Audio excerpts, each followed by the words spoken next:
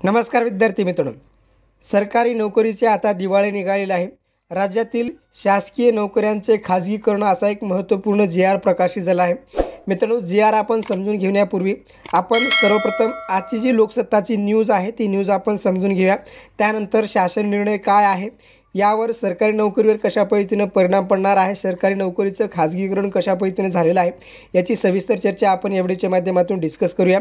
मित्रांनो, जर चॅनलवर नवीन असाल तर चॅनलला सबस्क्राइब करून ठेवा, असेच अपडेट तुम्हाला या ठिकाणी येतील।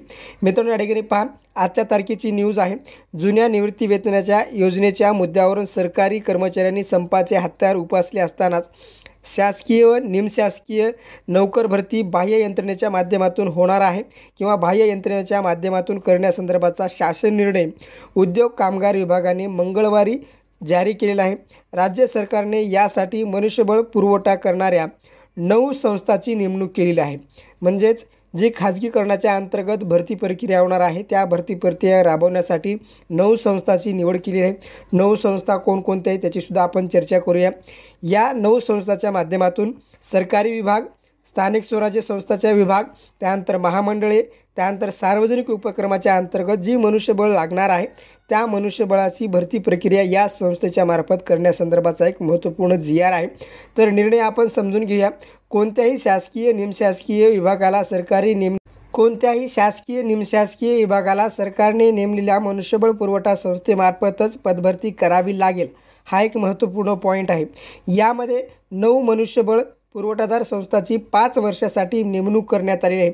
या ज्या 9 कंपन्या आहेत या 9 कंपन्याची निवड ही 5 वर्षासाठी करण्यात आलेली आहे आणि कोणत्याही शासकीय कर्मचारी किंवा शासकीय जागेवर कर्मचाऱ्याची जर निवड करायची असेल, पुरवठादाराची निवड करायची असेल, मनुष्यबळाची निवड करायची असेल तर या 9 संस्थेच्या मार्फत त्यांची निवड करणं बंधनकारक असणार आहे।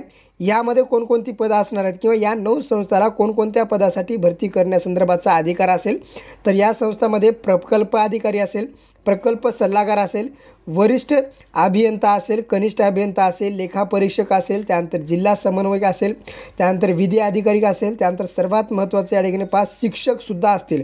म्हणजे शिक्षक भरतीसुद्धा खाजगीकरणाच्या माध्यमातून होणार आहे।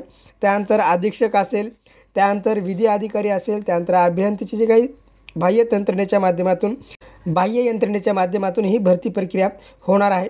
याच धर्तीवर कुशल, अर्धकुशल आणि अकुशल मनुष्यबळाचा पुरवठा या संस्थेच्या मार्फत करण्यासंदर्भाचा एक महत्त्वपूर्ण जी आर आहे। मित्रांनो, अशा प्रकारे नोकर भरतीचं खाजगीकरण करण्यासंदर्भाचा एक महत्त्वपूर्ण जी आरचा ही न्यूज होती। आता आपण प्रत्यक्षात जी आर समजून घेऊया, नेमकं जी आर काय म्हटलेलं आहे ते। या ठिकाणी पहा मित्रांनो, 14 मार्च 2023चा ही जी आर आहे।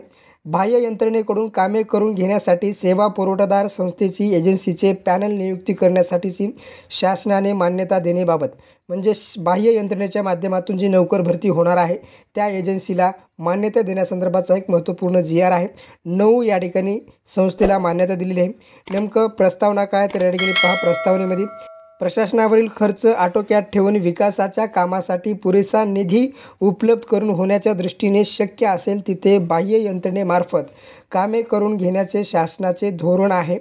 त्यामुळे वित्त विभागाच्या मान्यतेने या विभागाच्या दिनांक 18/6/2014 रोजीच्या शासन निर्णयानुसार या ठिकाणी 2 कंपन्या दिलीत। या 2 कंपन्याला निविदाकारच्या पॅनलला 3 वर्षाच्या कालावधीसाठी मंजुरी देण्यात आली आहे। तसेच सदर शासन निर्णयानुसार गठीत करण्यात आलेल्या पॅनलवरील एजन्सीची सेवा शासनाच्या अन्य विभागासाठी मुभा असेल। तर या ठिकाणी पहा, प्रशासनावरील खर्च कमी करण्यासाठी आणि विकास कामासाठी निधी उपलब्ध करून देण्यासाठी हा महत्त्वपूर्ण निर्णय घेतलेला आहे असं त्यांचं म्हणणं आहे। तर या ठिकाणी नेमका शासन निर्णय काय आपण समजून घेऊया। कामगार विभागाने निविदा समितीमार्फत राबवलेल्या निविदा प्रक्रियेनुसार पात्र ठरलेल्या पुरवठादारापैकी मंत्रिमंडळाने मान्यता दिलेल्या खालील तक्त्यातील स्तंभ क्रमांक 2 मध्ये एकूण 9 संस्था आहेत। या 9 संस्थेच्या मार्फत ही मनुष्यबळाची वर्गवारी करण्यात आलेली आहे। तर वर्गवारी या ठिकाणी पहा, पहिली जी कंपनी आहे त्या पहिल्या कंपनीच्या माध्यमातून अतिकुशल, कुशल, त्यानंतर अर्धकुशल आणि अकुशल या मनुष्यबळाची या ठिकाणी भरती प्रक्रिया होणार आहे। या सर्व 9 संस्था तुम्ही पाहू शकता। हा जी आर आपल्या टेलिग्राम चॅनलला आहे, टेलिग्राम चॅनलला जॉईन करू शकता। डिस्क्रिप्शन बॉक्समध्ये तुम्हाला लिंक दिली आहे।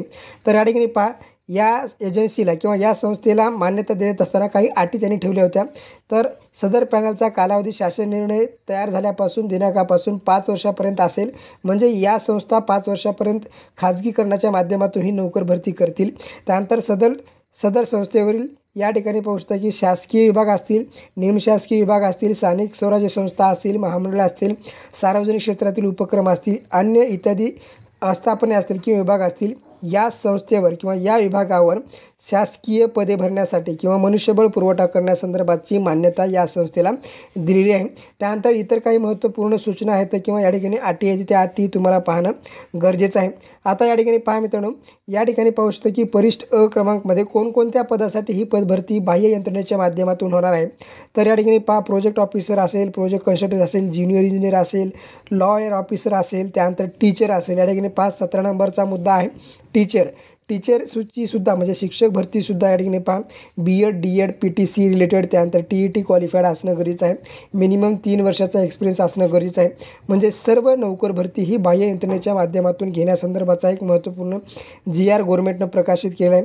अशा प्रकारे मित्रांनो, शासकीय यंत्रणेच्या माध्यमातून जी नोकर भरती होणार होती त्यावर त्यांनी खाजगीकरणाचा या ठिकाणी खाजगीकरणाचा शिक्का त्यांनी मारलेला आहे. अशा प्रकारे मित्रांनो एक महत्त्वपूर्ण अपडेट होती. काही प्रश्न असतील तर कमेंट बॉक्समध्ये कमेंट करा. या GRची जर तुम्हाला PDF हवी असेल तर डिस्क्रिप्शन बॉक्समध्ये तुम्हाला टेलिग्रामची लिंक दिली आहे. टेलिग्राम चॅनल जॉईन करू शकता. धन्यवाद मित्रांनो. थँक्यू. जय हिंद, जय महाराष्ट्र.